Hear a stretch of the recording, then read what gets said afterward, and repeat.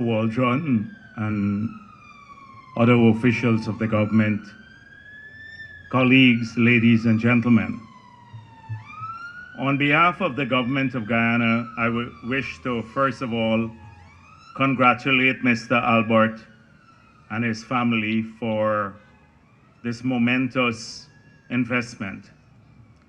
Today must be an extremely proud day for you, and we are happy that we're afforded the privilege of sharing this moment with you.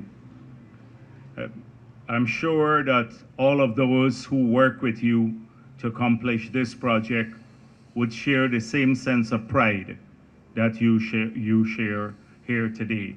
And so we want to congratulate them too. If you look at the program, you would see that President Ali should be delivering the feature address, but unfortunately he was unavoidably called away.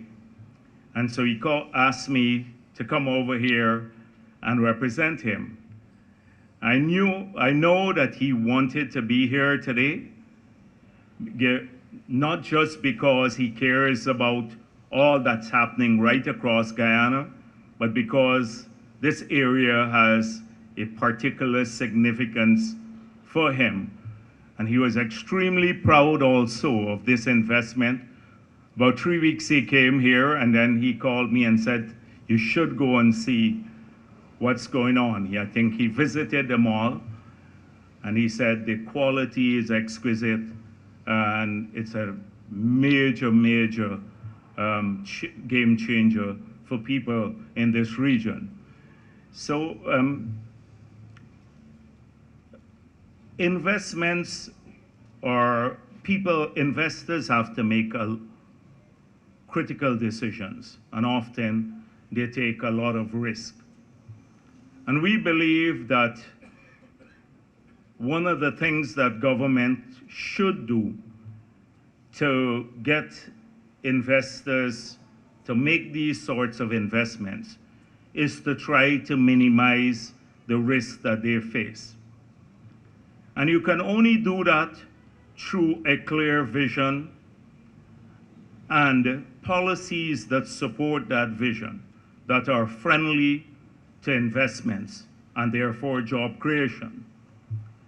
Now, in opposition, when we examine the situation at that time, we found that there were quite a bit of disincentives to investment. And we spoke about this publicly. We said the economy will not expand, will not create jobs, will not create wealth for our people if the government at that time continued to pursue the policies that they were pursuing. And what were these policies? Namely, the lack of investment in capital and enabling infrastructure, because the capital budget in those 5 years were less than, in each year, less than what we spent in 2014. And secondly, a slew of taxes that came into operation in the 5 years, almost 200 tax increases in taxes and fees. And that was a major disincentive to private investments. The consequence of that was not just that the economy, the non-oil economy shrunk, but also we lost large numbers of jobs. And when you lose jobs, you lose disposable income. And it is the disposable income that allows people to utilize services such as these malls. So we came up with a strategy. We said our philosophy, economic philosophy, will pick up from where we started in 1992, was to transform the country with a clear vision. First of all, to have a stable macroeconomic environment. Secondly, to put in enabling infrastructure. And thirdly, to reduce the burden of taxation and also to get rid of the debt, the massive debt overhang that had caused almost 2 decades of lost growth because we had to service that debt It sapped the energy from the Treasury.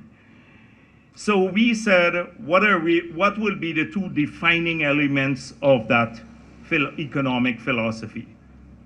We said pro-poor, reflecting the nature of the People's Progressive Party that has consistently fought for poor people. And then we said pro-private sector. So pro-poor, pro-private sector. And there was a big debate in Guyana whether the two objectives were not incompatible, and that the philosophy, no philosophy, economic philosophy, can be based on achieving these two objectives at the same time. We have clearly demonstrated that we can capture both in the same economic philosophy. And how did we set about doing this since we got into office? So first of all, we promise that to implement such a philosophy, we promise a series of measures in our manifesto that when we contested the 2020 elections. And we said, if we win these elections, here are the things we will implement. First, remove the disincentive of higher taxes. So we reverse almost all those taxes. We reverse the VAT on a whole range of electricity, water, services. If you were operating this facility a few years back, you would have had to pay now a 14% tax on your electricity use and water use and data that you don't have to pay today. So when annualized, all those taxes that we remove resulted in people paying over the period of a year $40 billion less taxes than they were paying under the opposition. Now that's $40 billion more in the pockets of people to spend on goods and services in this country. So that added to disposable income. Secondly, we set about putting together a massive investment program. So in the 3 years, we started from zero, did feasibility studies, came up project identification, feasibility studies, raised the financing, and now started implementing almost 75 kilometers of 4-lane roads, including here in this region, maybe 12 new hospitals, one which will be in this region. We're a $1.6 billion project right here in this region that would cause electricity prices to come down by 50%. And that would be cheaper than electricity prices on almost this whole region. And that hopefully would happen in a year and a half from now. That would allow us to supply all the gas, the cooking gas, etc. we need. I don't want to list all of the things, but you get the idea. Our capital budget went up by over 100%, and that was to support future growth and expanded infrastructure for people. And you see it in the roads too. In this year, on community roads alone in this region, we're doing 286 roads, community roads in this region. We've just gone out to tender for 300 roads in Berbice, 300 on the East Coast, another 100 on the East Bank. In Linden, it's nearly $2 billion of roads right across our country. So that was the second element of what we started doing, and that has created a dynamism. Now, two things happen. You rightly pointed out, because of this private sector economic dynamism, a lot of people saw the signal. And an economy operates as much on confidence as it operates on the fiscal incentives.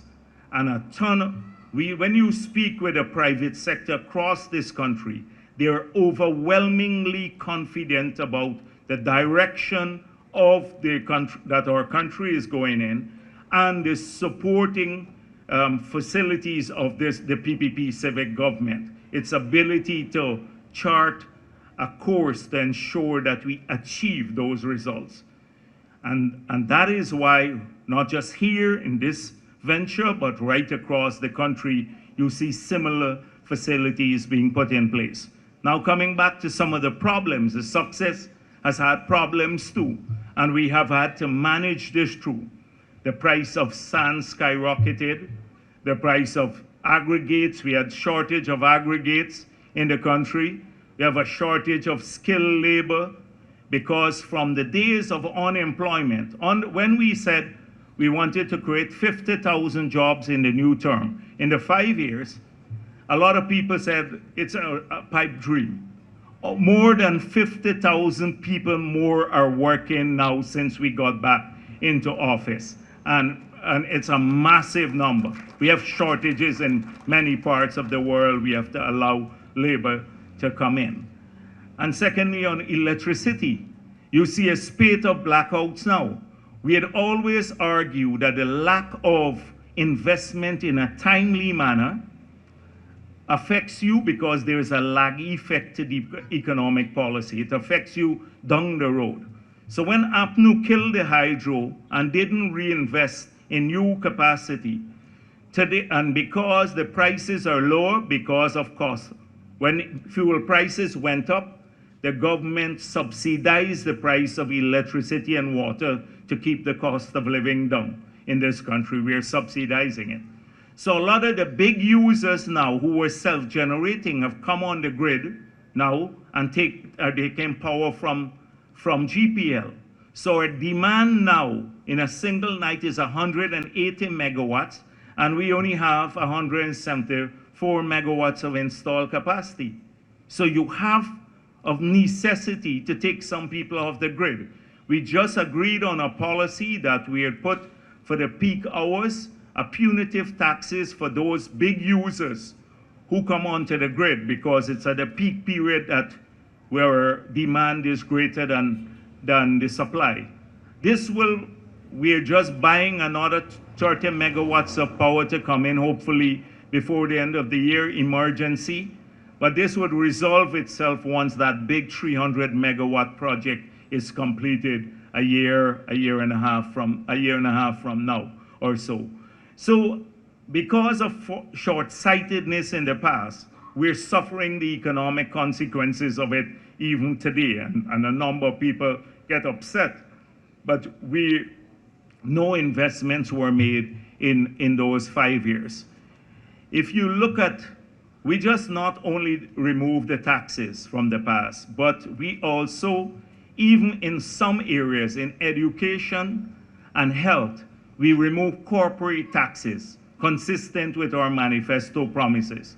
As a result of which, we now have, apart from the 12 new public hospitals of many to European standard that we're building now, you have about 7 new private hospitals because they don't pay taxes on their building material, they don't pay taxes on their equipment, and they don't pay the corporate tax.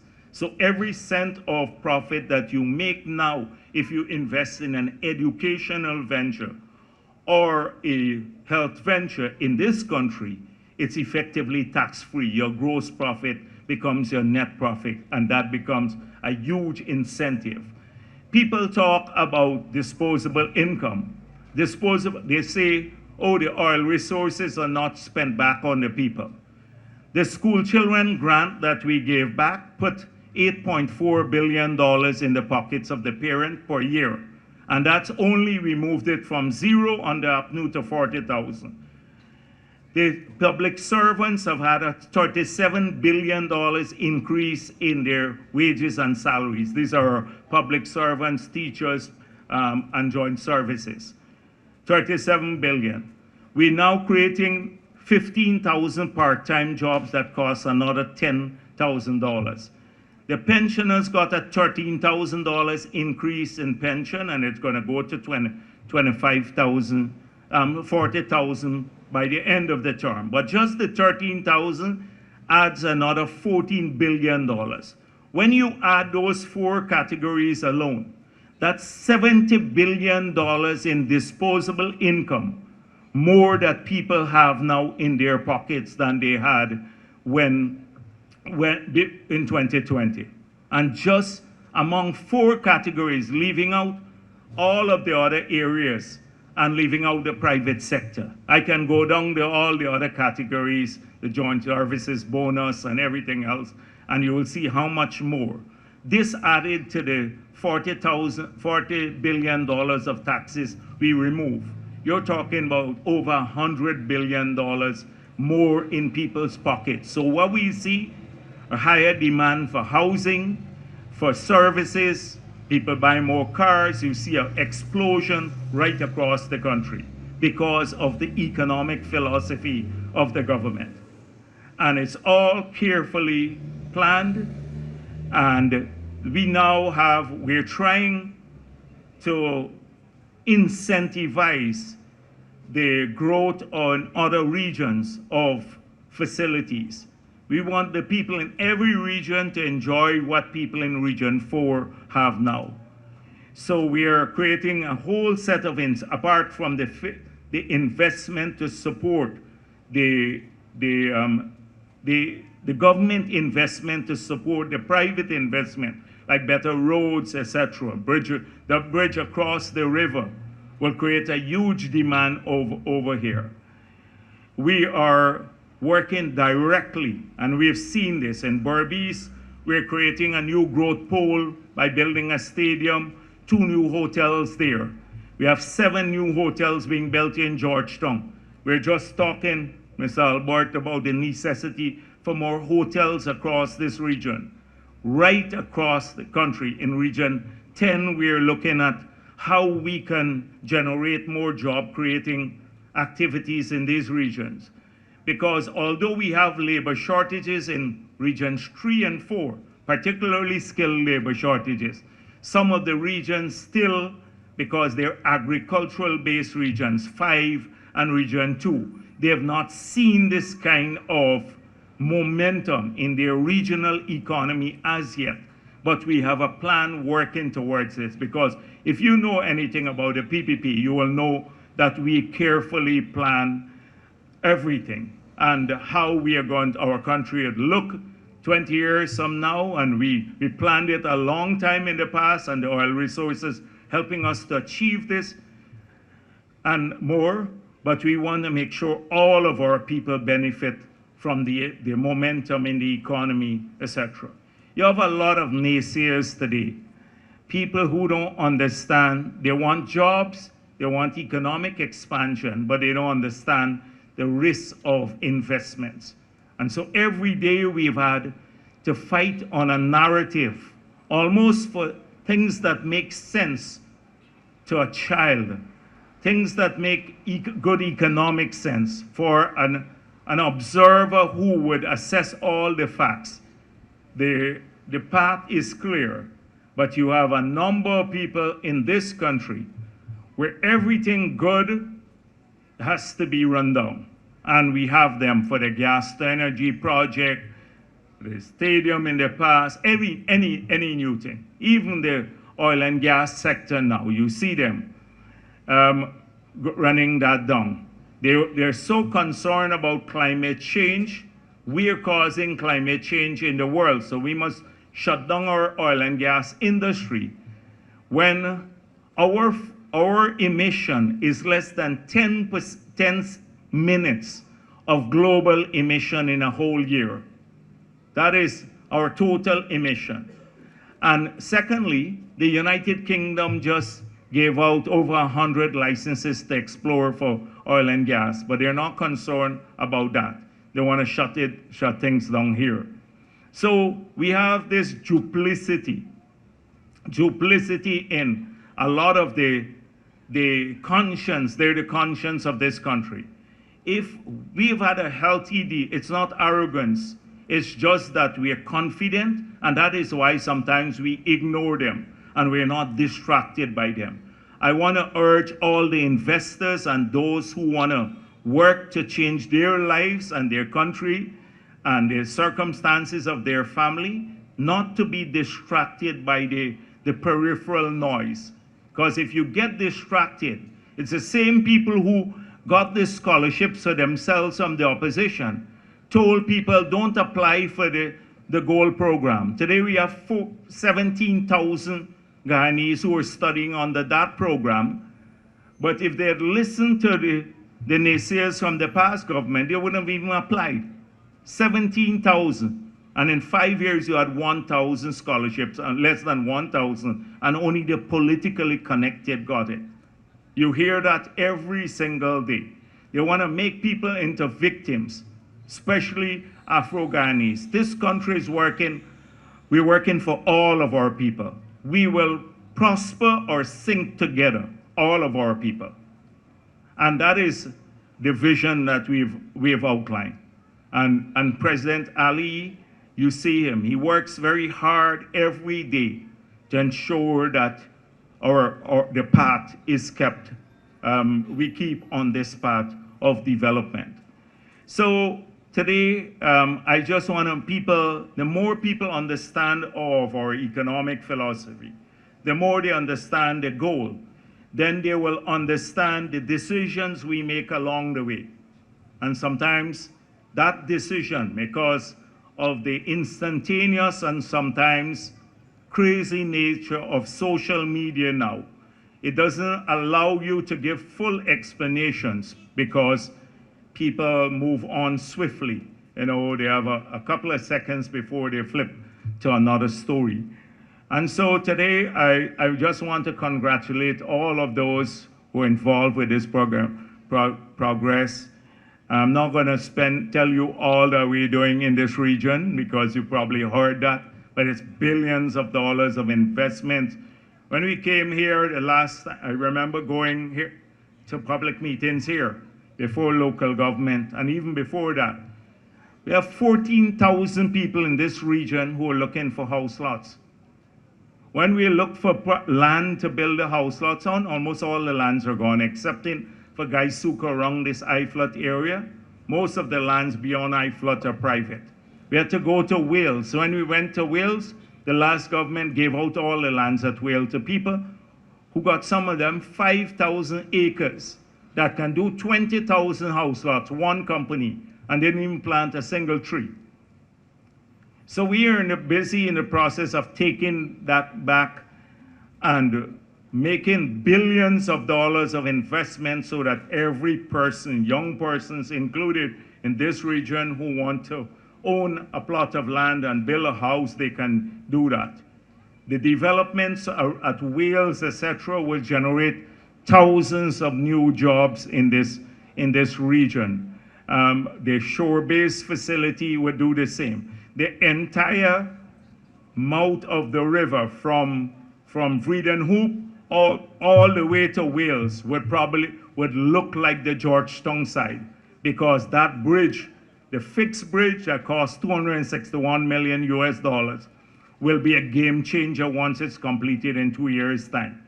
It will, because you can travel across day and night, you can move the containers back and forth. It doesn't matter if you land your container on this side, you can just drive it over the bridge to the other side of the river.